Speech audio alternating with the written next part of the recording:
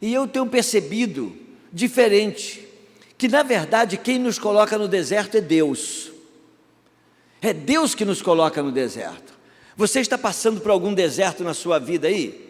Eu quero te dizer o seguinte, meu irmão: se você é crente em Jesus, ainda que você seja um crente fraco, é Deus que está te colocando no deserto.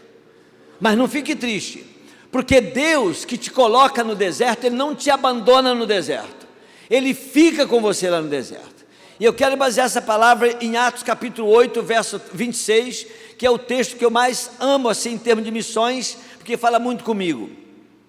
O anjo do Senhor falou a Filipe dizendo: levanta-te e vai para a banda do sul, que sai de Jerusalém em direção a Gaza por um caminho deserto, ou para Gaza que está deserta.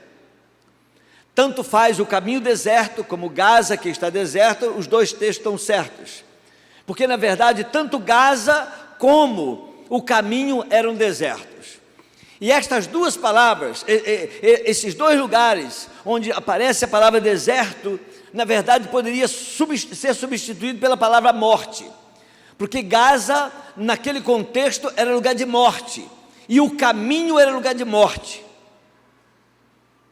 Às vezes quando falamos em deserto, pensamos apenas em um lugar cheio de areia, um lugar árido, um lugar sem vida, sem vegetação e etc.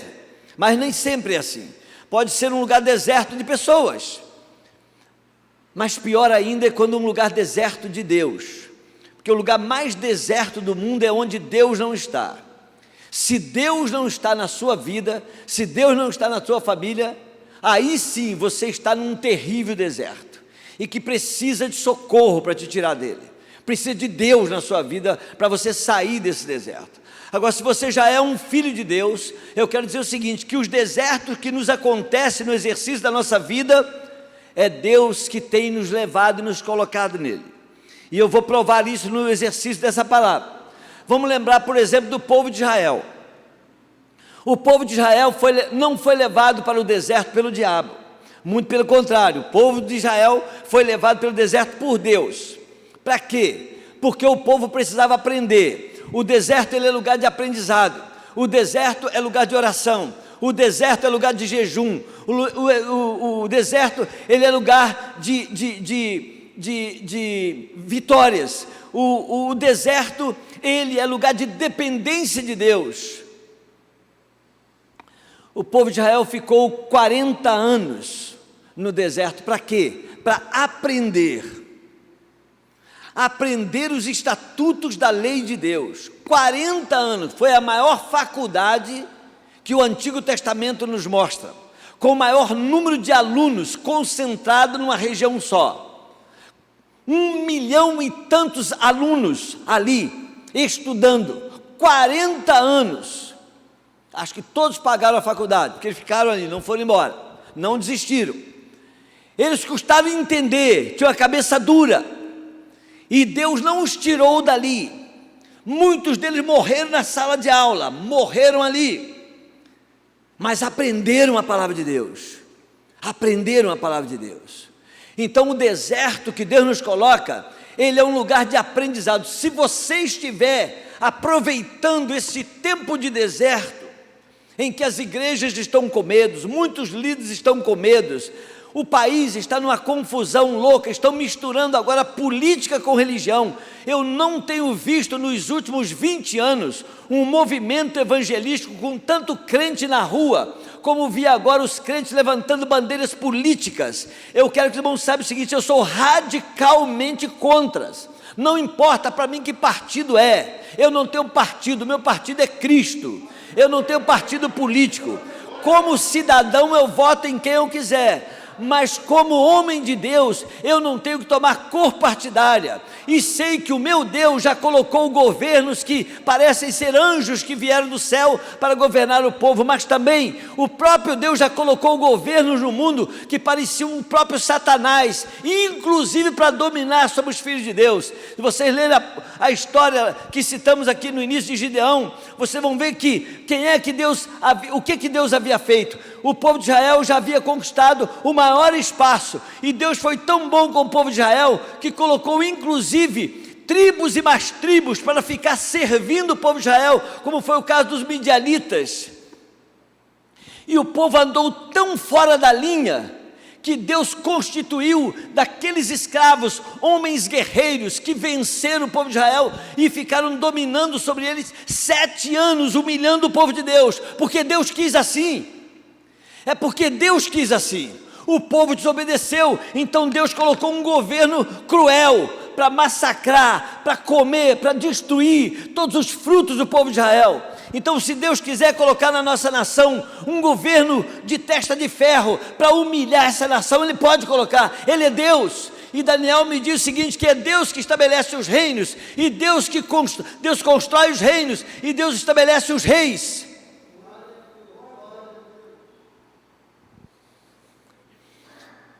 Mas vamos pensar um pouquinho mais suave agora sobre o deserto. Eu já disse que o deserto é lugar de aprendizado, é lugar de oração, é lugar de jejum, é lugar de dependência, é lugar de provação, é lugar de tentação, mas o deserto também é lugar de vitórias. Amém?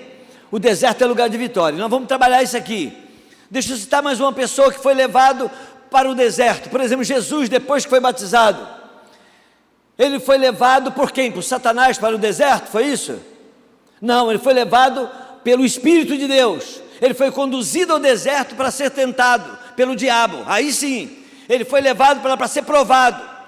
Foi levado para ser provado. Ele ficou 40 dias e 40 noites em jejum e oração. Não é verdade isso, meus irmãos? Então nem sempre é o Satanás que te leva ao deserto. A maioria das vezes é Deus que te leva, porque Ele precisa tratar contigo sobre o reino dEle na sua vida. É mais do que religião, é mais do que membresia de igreja, é muito mais do que isso. O reino de Deus está num outro patamar. Uma das maiores dificuldades, pastor Efraim, dos pastores, de nós todos, principalmente o pastor que conduz rebanho de igreja organizada já, a maior dificuldade que a gente tem é de tirar o povo desse patamar terreno e humano e colocar numa dimensão espiritual, para que eles entendam os propósitos de Deus. É muito difícil. Por quê? Porque nós não valorizamos muitas coisas. Nós não damos o devido valor àquilo que era para valorizar. Você quer ver alguma coisa que acontece no deserto? Por exemplo, no deserto, se você está no deserto e você encontra uma árvore, você se apega àquela árvore e à sombra que ela vai te oferecer, e talvez você vai ficar ali dias e mais dias, porque você não sabe se sair dali vai encontrar uma outra sombra. Mas fora do deserto a gente não consegue ver a nossa Amazônia. A gente deixa os ímpios tomarem conta daquilo. Nós nunca glorificamos a Deus por isso. Parece que os ímpios têm o direito de chamar a terra de mãe terra, a mãe natureza, a mãe não sei de que, a mãe... E os crentes em Jesus não glorificam pela natureza. Esquecem. Nós somos espirituais demais. Isso aí é tudo material, não serve para nós. Isso não é verdade. Nós precisamos ser gratos todos os dias ao nosso Deus, aquilo que Ele criou e nos deu para que nós usufruamos. No deserto, se você encontrar uma flor, por mais pequenina que ela seja, é possível que você se ajoelhe e a toque e a beije. Mas fora do deserto, você não consegue ver os jardins de Deus, que estão bem perto de você, perto da sua vida. Há alguns jardins no sentido literal da palavra, no sentido real da palavra. Outros são figurativos, mas são reais, como por exemplo, a sua família. Quantas pessoas não valorizam a família? Vai levando aos troncos e aos barrancos. Eu pergunto a vocês, com quem nós brigamos mais? Não é com a nossa própria família? Com os nossos filhos, marido e mulher? Quais os problemas que o pastor cuida mais na igreja? São os conflitos familiares. Pessoas que Deus colocou, que são parte da nossa vida, que precisavam ser amadas, custe o que custar, mas precisavam ser amadas, e nós brigamos, e nós questionamos, e estamos sempre com a razão. Um outro jardim é a própria igreja. Meus irmãos, que coisa boa você ter uma igreja para ir. Quantos que não tem? Quantos países que não tem igreja? Você não pode se reunir para conversar sobre Deus. E às vezes a gente tem igreja, e às vezes templos confortáveis, com todos os requintes, e a gente não valoriza.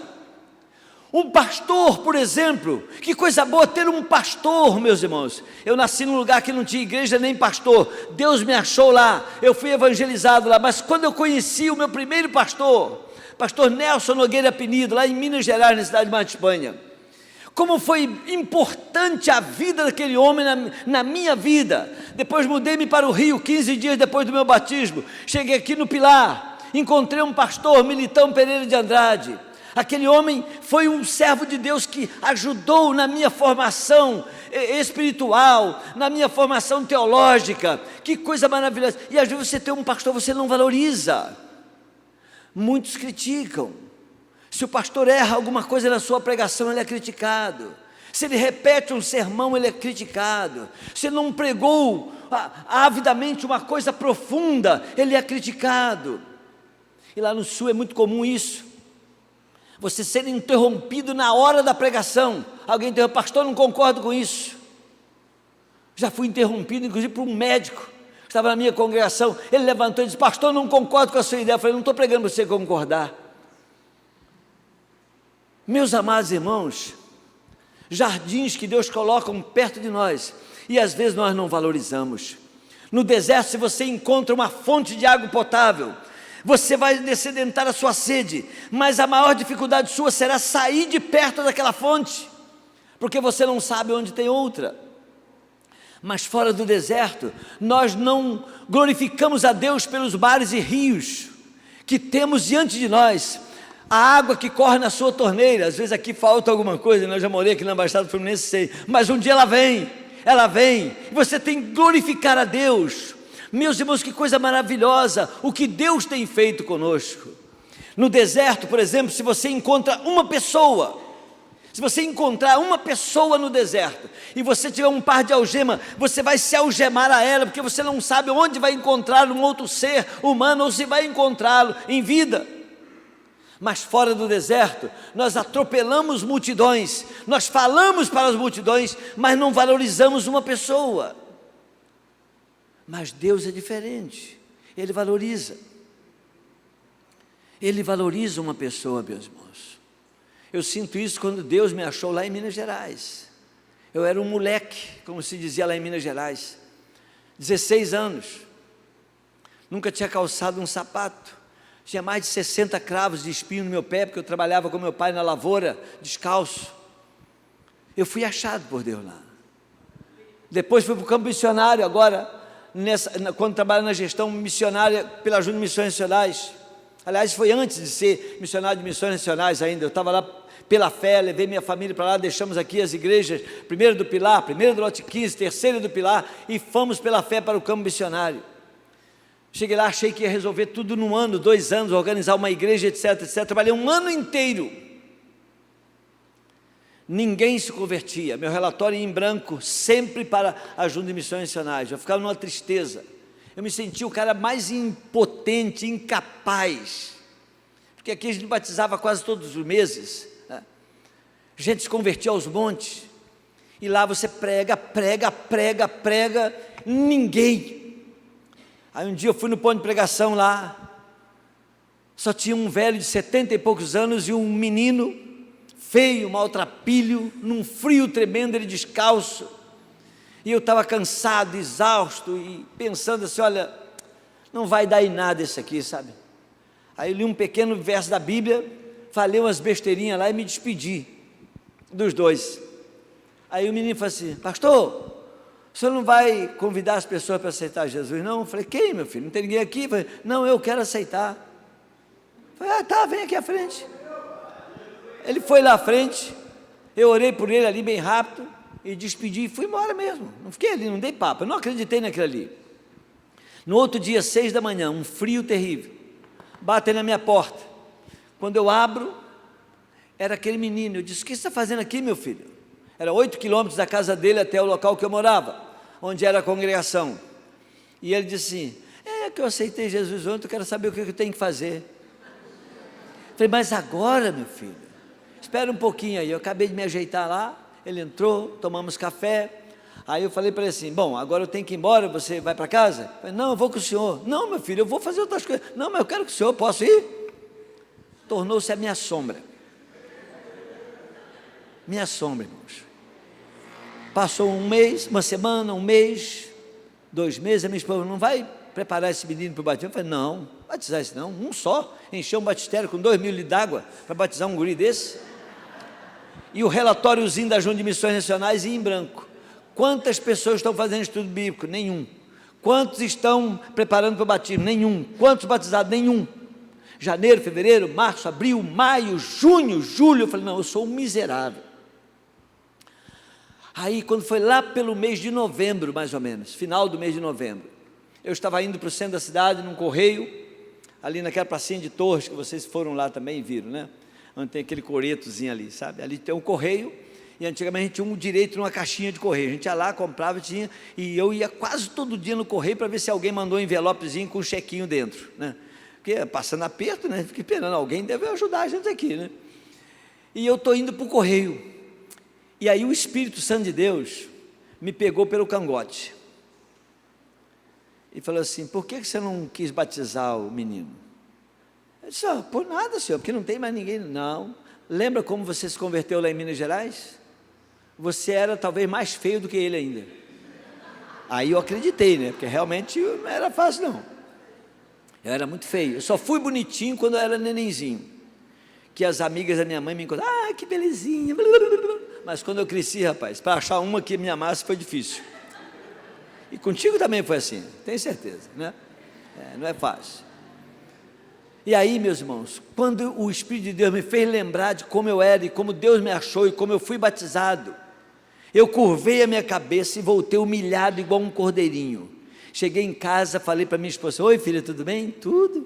Tinha alguma cartinha no correio? Eu falei: não tinha nada não. Mas Deus falou comigo. Ela falou: o quê? Para batizar o menino. Ah, é? Agora você ouviu? Pois é. Nós vamos batizar ele, eu vou preparar ele. Vou lá na casa dele hoje, vou chamar ele para vir todos os dias aqui em casa, de manhã. E nós vamos ler a palavra, eu vou ensinar ele. Faltando 15 minutos para o dia 31 de dezembro daquele ano, eu batizei a única pessoa que se converteu naquele ano, Genesi João dos Santos Cardoso. Conhece esse pessoal, Sheila? Até me falaram que você mandou uma oferta para ele lá, é verdade? É verdade, Sheila? É? Para mim tu nunca mandou, né, Sheila? Mas tá bom. Esse menino, Genesi João dos Santos Cardoso, ele se tornou o melhor missionário da Convenção Batista Gaúcha, Convenção Estadual. Espera aí, irmão, vou dizer uma outra coisa. Sabe com quem que ele está trabalhando agora? Comigo. Porque antes ele me deixou em Torres, foi para Porto Alegre, para a capital, se tornou membro de uma igreja grande, foi para o seminário, se formou, consagrou pastor, foi pastorear lá na fronteira, ficou lá 9 anos, voltou, foi pastorear na Serra, e agora no finalzinho do ano passado, ele começou a trabalhar conosco em Capão da Canoa, onde nós estamos agora preparando um enorme terreno para construir um templo que deverá ficar pronto até o final de novembro, porque foi a doação de um galpão pré-moldado, e ele está lá, Genesi João dos Santos Cardoso. A família dele, um grande número de familiares se converteu, e ele tem sido um exemplo na evangelização. Uma pessoa, Deus se preocupa com uma pessoa. Por que eu li esse texto aqui? Eu citei o povo de Israel no deserto, citei Jesus no deserto, e cito Filipe. Qual era o contexto desse texto de Atos 8, 26? A igreja de Jerusalém passava por uma crise terrível de perseguição. Não era pandemia, mas era uma perseguição. O diácono Estevão, o melhor evangelista que a igreja tinha morrido apedrejado. O que poderia substituí-lo era Filipe, o cara bom, sangue bom, evangelista, homem de Deus.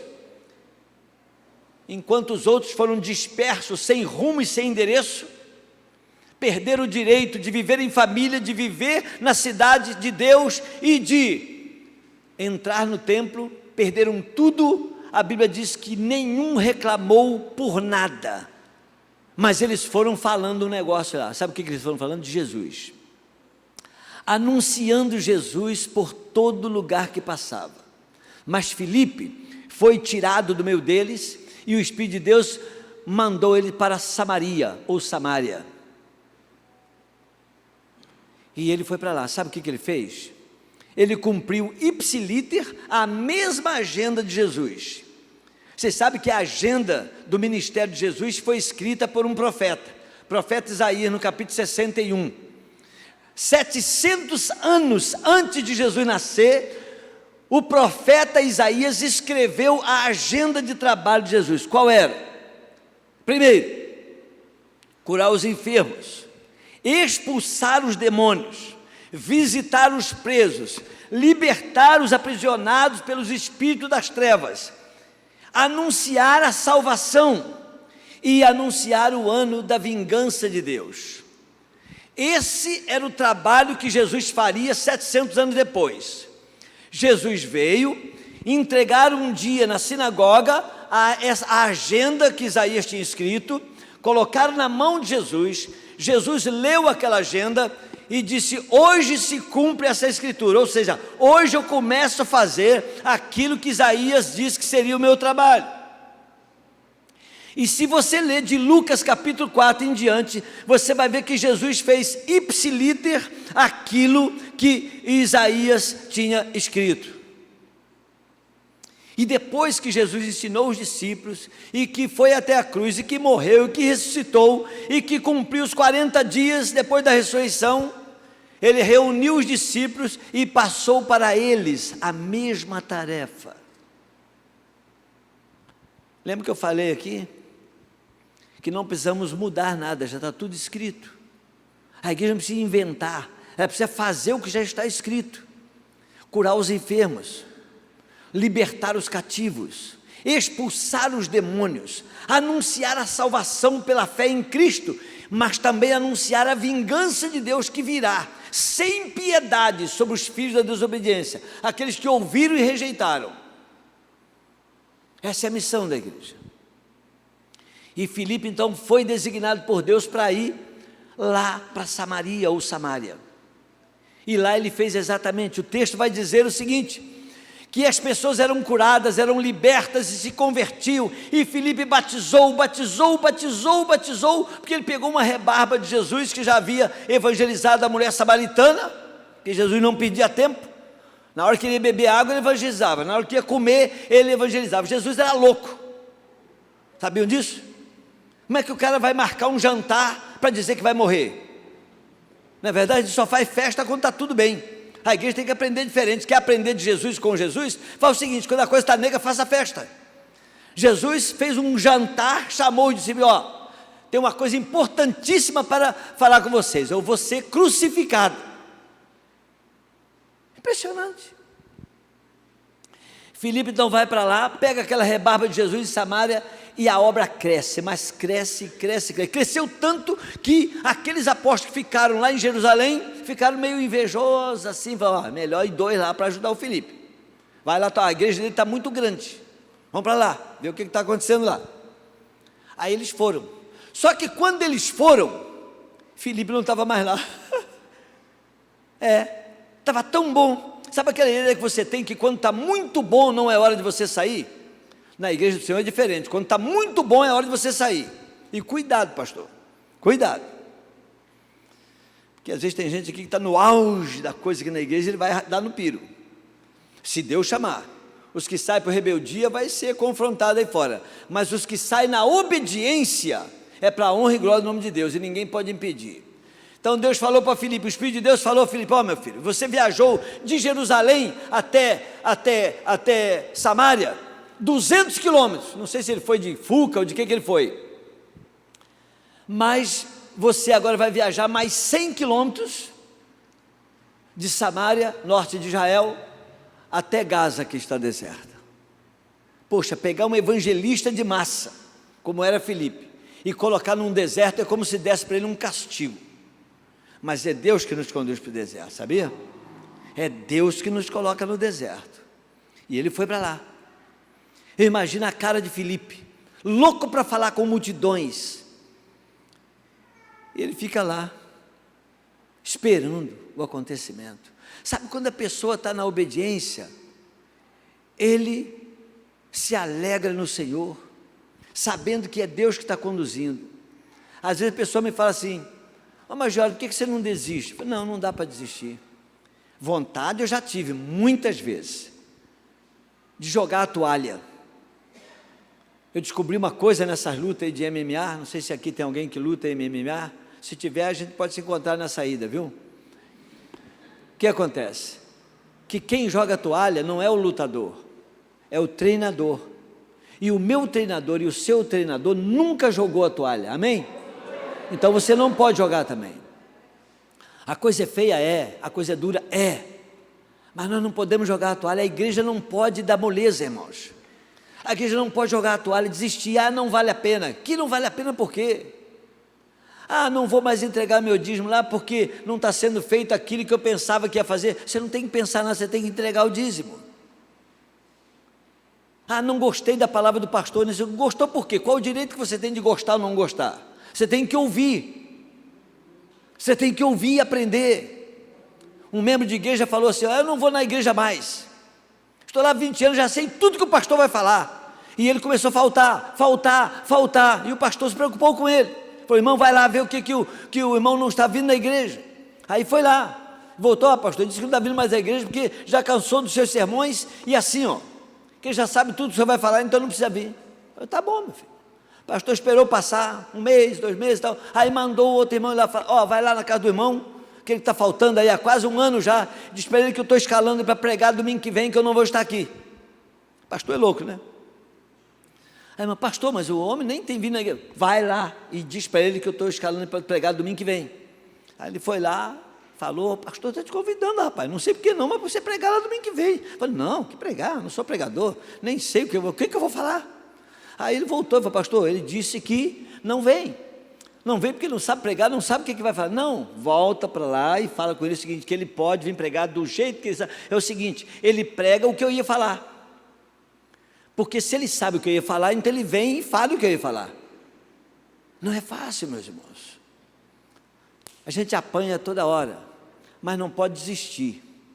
Deus tem um propósito para a sua vida. Deixa eu dizer um negócio aqui, Filipe, ele foi na obediência, e quando chegou lá, ele esperou o momento de Deus, escutou lá um barulho, e o que veio? Uma pessoa lendo as escrituras sagradas, e era uma pessoa religiosa, mas não entendia, deixa eu fazer uma observação, pastor, se estiver errado, o senhor corrige isso no culto de doutrina. Ninguém aprende a Bíblia sem ser convertido. A única coisa que o Espírito de Deus permite você entender da Bíblia é o plano de salvação.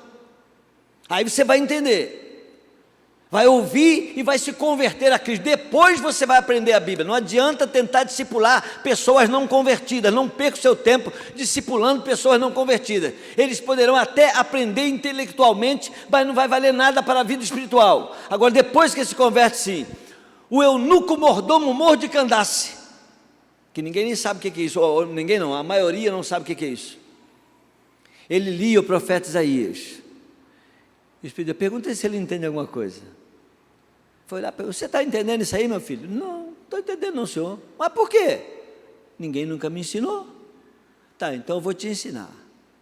E Filipe entrou lá no carro, com autorização do homem lá, do BMW dele lá, entrou e explicou o plano de salvação. Foi isso que Filipe fez. Anunciou Jesus, ele não entrou em rodeio, anunciou Jesus.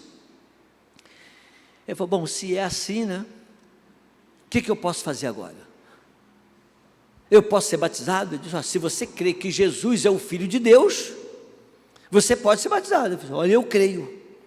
E a Bíblia diz que o carro parou, os dois foram na água e Filipe batizou o eunuco. Quem era este eunuco? Esse eunuco era o ministro das finanças da Etiópia. Nada mais, nada menos do que o ministro das finanças da Etiópia. Ele era o que guardava todo o tesouro da rainha mãe, rainha Candace. Candace seria a rainha mãe. Então veja só o que Deus fez. Ele colocou o melhor evangelista da igreja primitiva num lugar deserto por causa de uma pessoa. E aí eu concluo dizendo para você o seguinte: quando eu disse que quando Deus nos coloca no deserto, Ele nos coloca em provações, Ele nos dá oportunidade de aprendizado, nos dá oportunidade para orar, para jejuar, para depender de Deus, mas Ele nos dá a vitória. Ao povo de Israel, qual foi a vitória? Depois de 40 anos, o povo entrou na terra santa, amém? A Jesus, depois de ser tentado e jejuado 40 dias e 40 noites, qual foi a vitória dele? Venceu a morte e Satanás. E a Filipe, qual foi a vitória de Filipe? Ganhou para Jesus o ministro das finanças da Etiópia. A Etiópia era um país dificilmente de ser alcançado pelo Evangelho, e Deus sabia que quem ele precisava era aquele homem, e ele se converteu. A Etiópia era terra de gente de cor negra. Tem que ter cuidado de falar hoje isso aqui. Você fala negro, eu acho que errou. Se fala preto, errou também. Eu não sei o que se fala, né? Lá no Rio Grande do Sul tem um bolo que fazem lá, que é o chamado nega maluca, o nome do bolo. Agora você não pode mais falar nega maluca. Tem que ser um bolo, como é que é? Afrodescendente, né? Com distúrbios mentais. É o nome do bolo. Afrodescendente com distúrbios mentais. Eu sempre aprendi o seguinte, que é no branco e no negro que o nosso Brasil confia. Tem muito branco que não presta, tem muito preto que não vale nada. Como também tem muito preto que não presta e branco que não vale nada.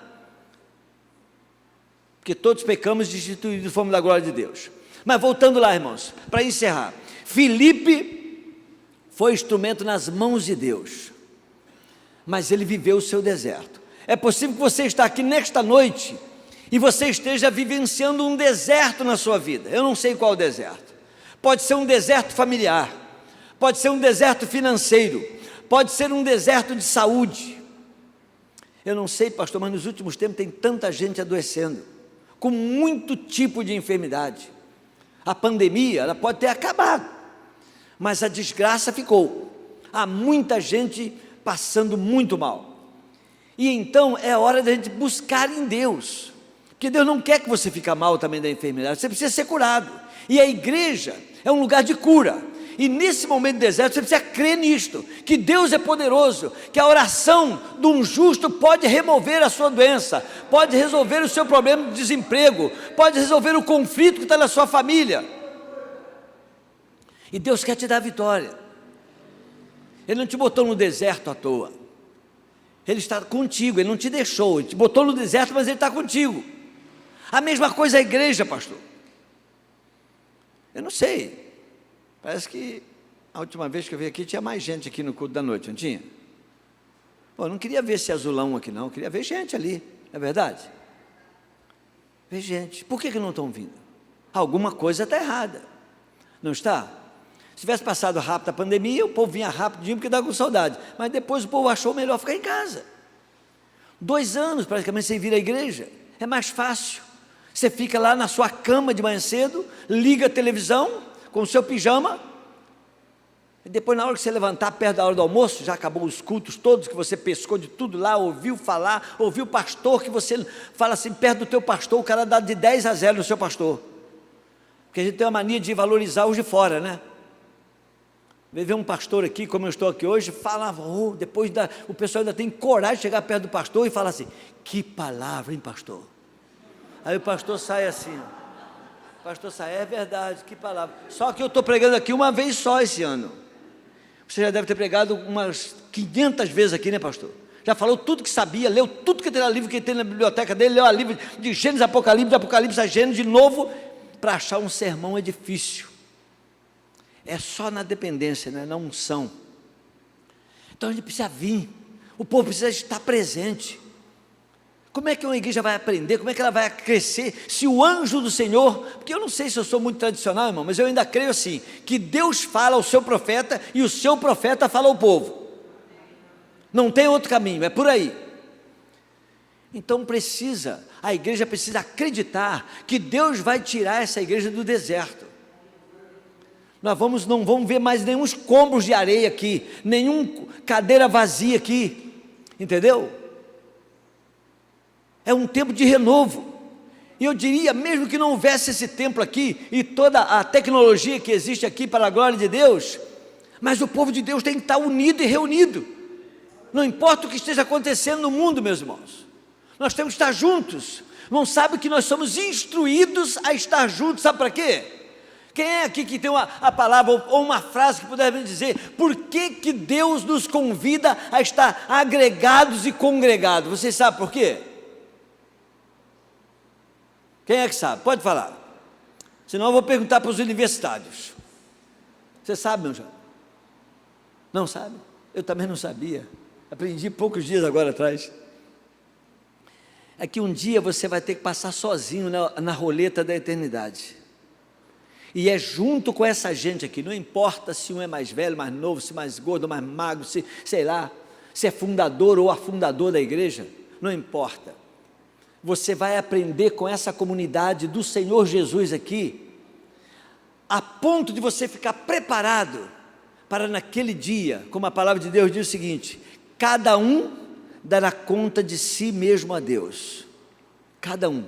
A prestação de contas será individual, mas o serviço tem que ser coletivo, tem que ser na base da reunião, da agregação e da unidade do povo de Deus. Nós temos que estar mais do que juntos, nós temos que estar unidos, num só propósito, esperando o grande e glorioso dia do Senhor. Então o desafio para você nesta noite é: saia do teu deserto, saia. Deus quer te tirar do deserto, porque Ele está aí contigo, mas você tem que perceber isso. A presença de Deus, a necessidade de você aprender mais, a necessidade de você orar mais, a necessidade de você jejuar mais, a necessidade de você santificar mais, e Deus vai te tirar com vitórias. Eu quero declarar aqui nesta noite, em nome do Senhor Jesus, que nenhuma pessoa que está aqui vai ser derrotada, e que a igreja do Senhor não vai ser derrotada. Curva a sua cabeça e vamos orar ao nosso Deus. Queria pedir ao pastor, se puder vir aqui à frente já. Eu vou estar orando, mas depois quero passar a palavra a ele e ele dá a condução que assim eu quiser.